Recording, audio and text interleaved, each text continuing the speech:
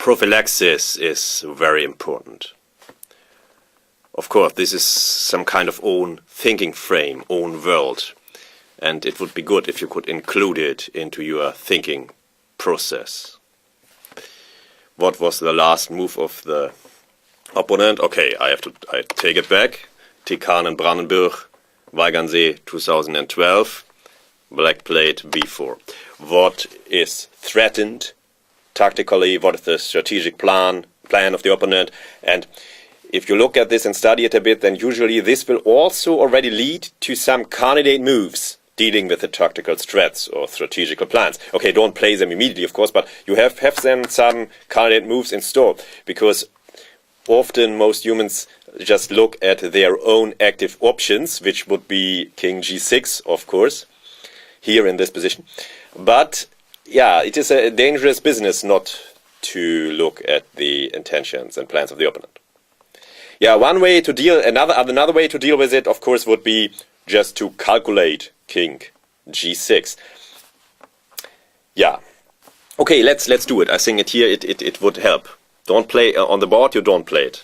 But here now we calculate it in the head, but I move. Yeah, king g6. Okay, black wants to advance the pawns, so b3 or c3. After b3, white has the prophylactic bishop d1. Another threat b2 has to be stopped here prophylactically. Okay, and then, yeah, it looks good. Now the pawns can't advance directly. The king must come. That uses a lot of time. So we go back here and look at the second move. Yeah, c2 is threatened. This must be stopped. Then b3 is threatened. This cannot be stopped. So we just can... okay, but check. But okay, let's go ahead like this. Yeah, but now somehow already it can be seen that black is too quick. Black queens and white is too slow, and a knight's pawn always loses against the queen no matter where the attacking king is. Game over, black wins. So go back here. Okay, g6, c2, but still black is too quick and wins. Black queens and white doesn't queen. Okay, we can go back here. Bishop e2, check, but still. Yeah, c2 threatened, must be protected. Tactical threat, and yeah, black queens, white is too slow, black wins. Yeah, so king g6 loses.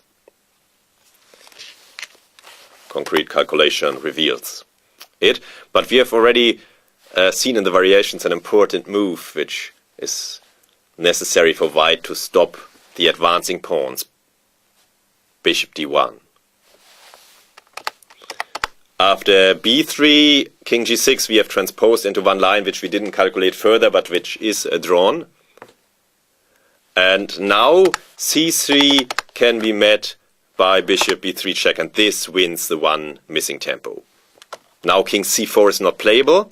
The black king has to go the long way round. And yeah, now black has lost one tempo, both sides queen, and it's of course a draw. Yeah, so the prophylactic bishop d1 draws. It deals with the black's threat to advance the connected passed pawns. Yeah, and here this is a typical configuration where the bishop can stop the pawns. They need the help of their king, and this is just too slow, and then it's a draw.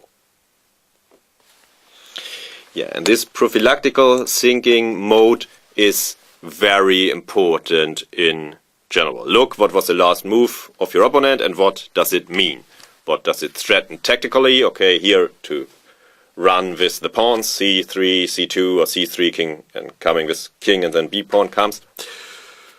Yeah, or what is the strategical plan? Okay, here in this endgame, then there's not so much strategy anymore. It's some kind of race. Okay, so in the game, the mistake was king g6, but black didn't exploit it. Black played b3, and then after the prophylactic bishop d1, everything was okay for white again.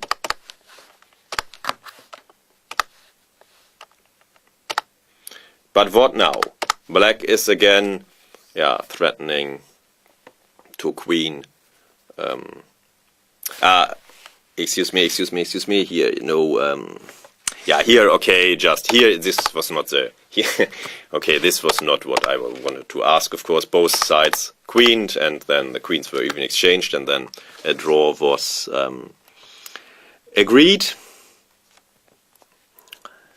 I wanted to go into this line. King d4. King takes, king c3, and now b2 is a direct threat. Bishop g4 prevents it prophylactically, and then the game is a draw. So prophylactical thinking is really important.